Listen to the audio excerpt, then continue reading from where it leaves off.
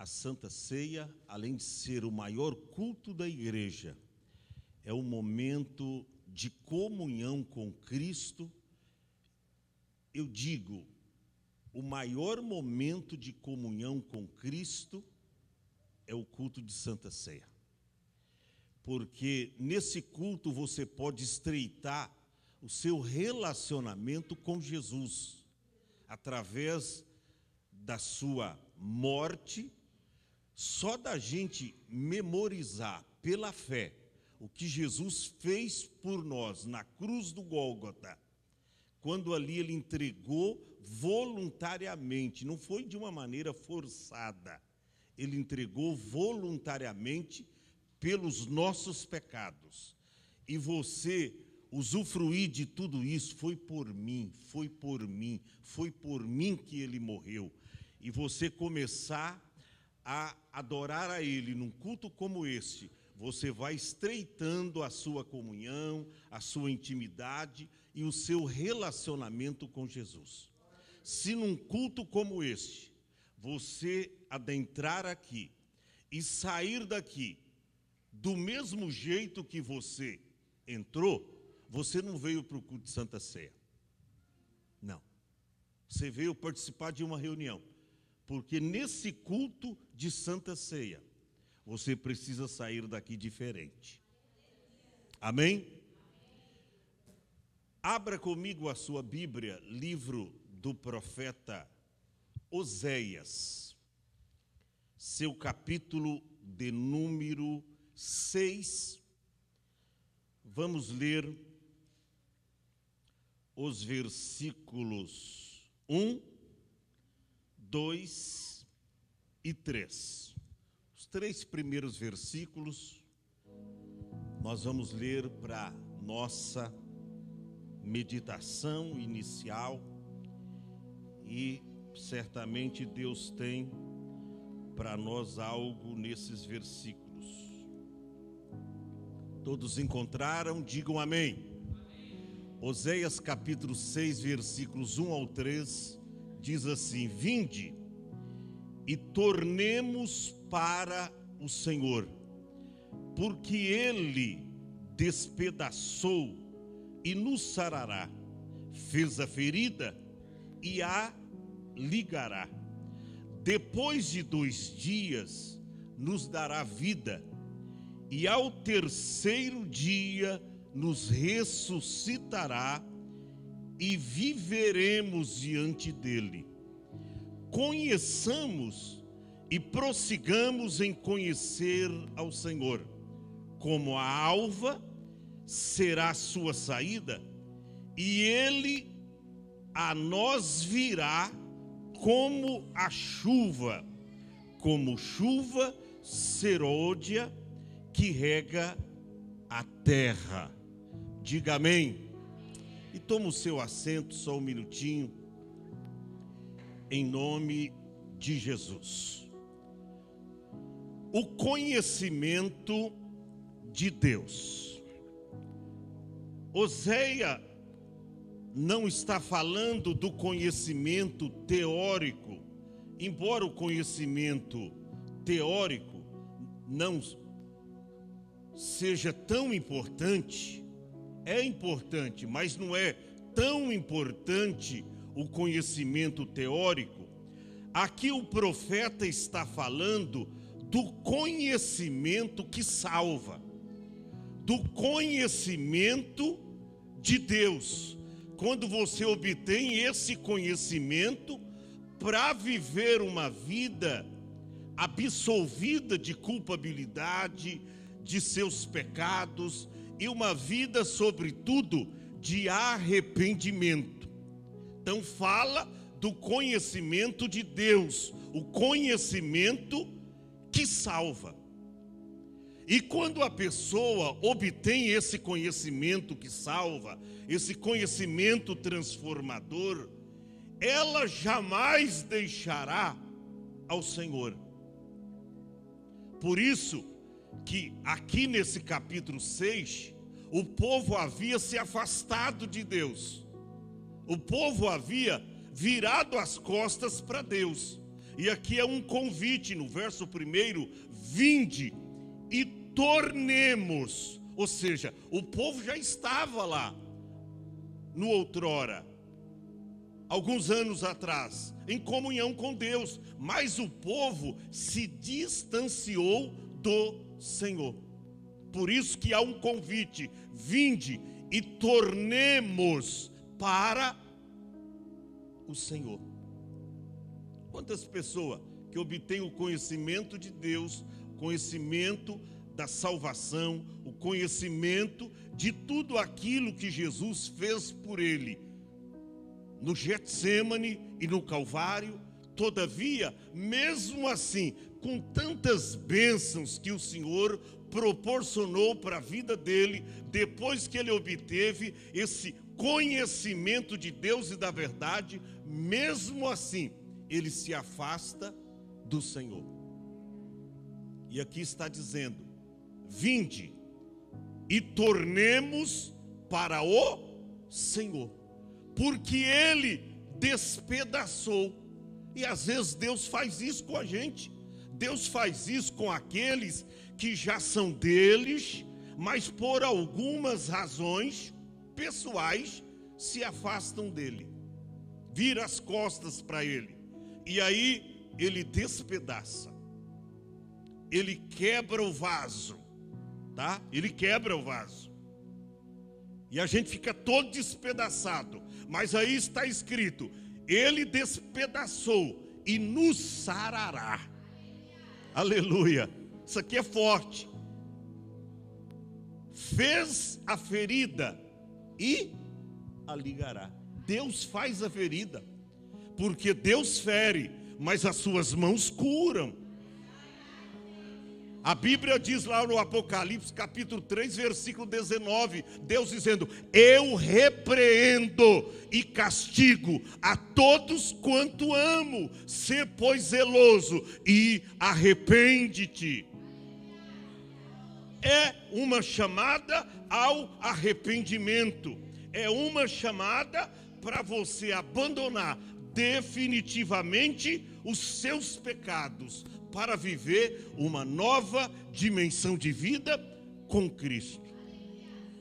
Meus irmãos, existem igrejas hoje que não se pode mais falar sobre o pecado. Os pastores estão proibidos de falar no altar acerca do pecado. Os pastores têm que falar erro. Por quê? Porque senão você vai constrangir as pessoas que estão chegando na igreja ou as pessoas que estão vivendo em pecado. Ah, não pode mais falar sobre o pecado. Tem que falar sobre erro. Eu quero te dizer uma coisa, que nesse altar aqui, que nesse púlpito, nós vamos continuar falando sobre o pecado. Eu quero te dizer que nesse púlpito aqui, nós vamos continuar falando que para ir para o céu, tem que viver uma vida santa. Que para você andar com Cristo, você precisa abandonar definitivamente os seus pecados. Mas tem igrejas por aí que é proibido você falar sobre pecado. Você tem que falar, pronunciar a palavra erro. Não pode mais falar sobre o pecado. Mas eu quero te dizer que nesse altar nós vamos falar sobre a santidade, sobre a obediência, sobre a submissão à vontade de Deus, porque é assim que deve viver o crente. Irmão, tem gente andando com o diabo a semana toda e estão querendo ser parecido com ele. Tem gente aí andando com os filhos das trevas a semana toda e querendo ser parecido com o reino da luz, com o reino de Deus.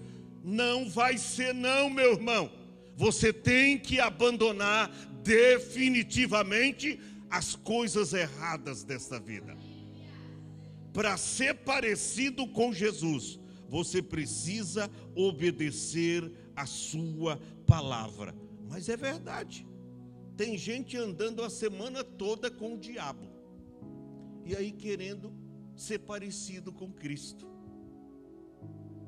Semana toda ele se associa com o pecado, mas quer fazer parte do reino da luz, do reino de Deus. Não vai ser não. Por quê?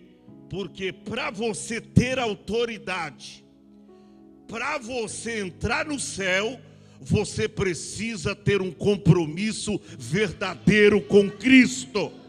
Você precisa andar em santidade, você precisa andar em submissão, você precisa andar em obediência.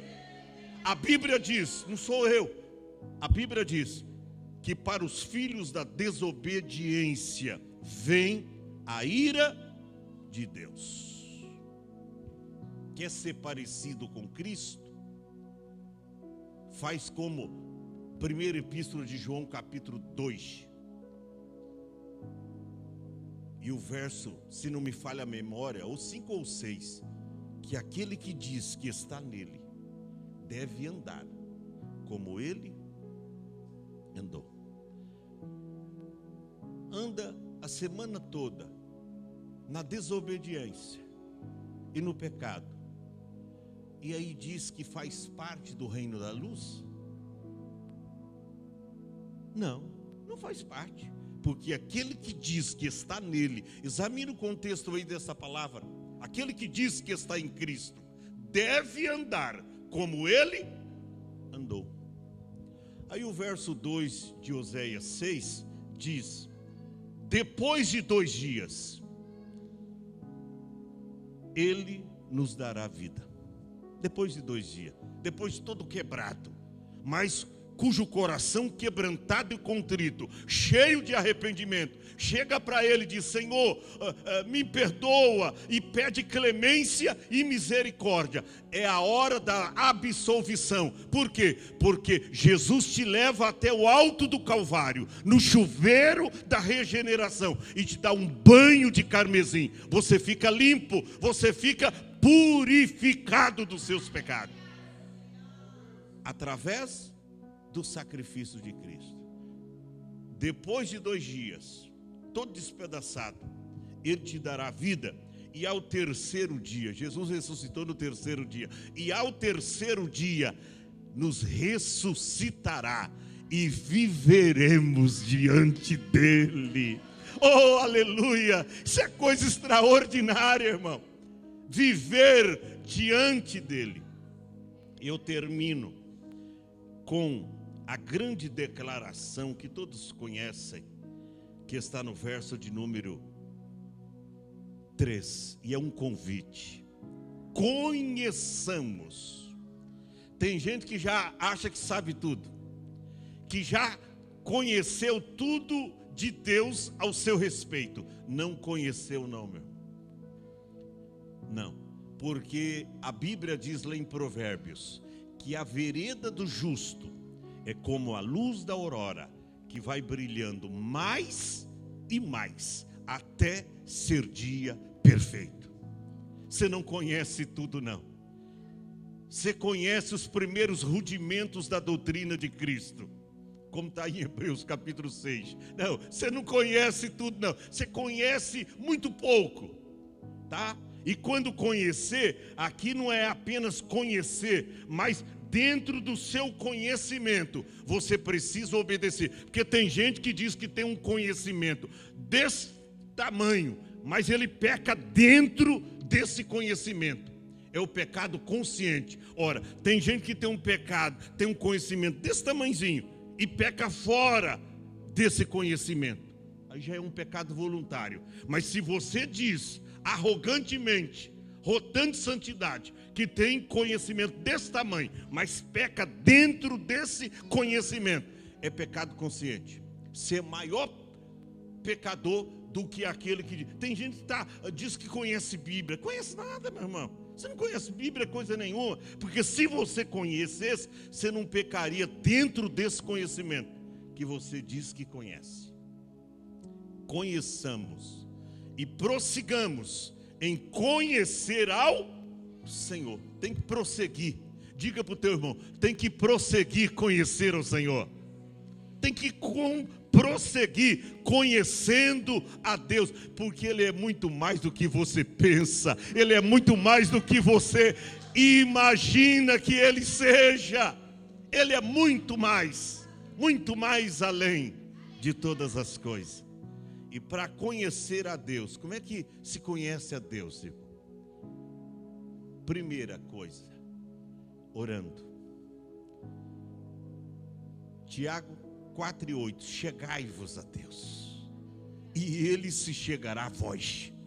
Como é que se chega a Deus? Primeira coisa é você orando, pedindo perdão dos seus pecados, das suas fraquezas e debilidades espirituais. Senhor, me perdoa, hoje eu falhei, eu menti, eu neguei o teu nome para aquela pessoa que eu deveria confessar, falar do teu amor para ela. Eu não falei, ela me contou tantas desgraças na vida dela e eu não tive nem autoridade, nem coragem para abrir a boca, para evangelizar e ganhar alguém para o reino da luz. É você confessando, mas também é você examinando a Bíblia, a palavra.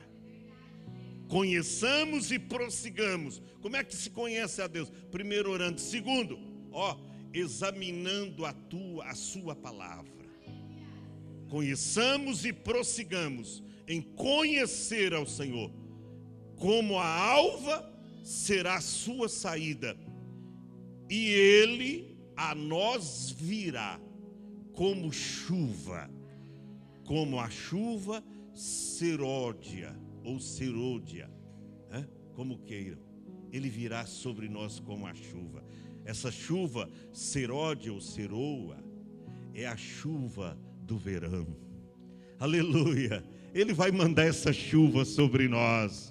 A chuva da graça, a chuva da misericórdia, a chuva da bênção de Deus para a sua vida, em todas as áreas. Deus vai mandar a chuva quando você buscar o conhecimento de Deus. Fica em pé. Quer ser parecido com Jesus? Obedeça a sua palavra. Quer ser conhecido com Cristo? Ande em conformidade com esta palavra, e você estará conhecendo a Deus. Deixa eu chamar aqui pastor Francisco para fazer essa oração. Pastor Francisco, nosso pastor em Itanhaém, ele vai estar orando em nome de Jesus.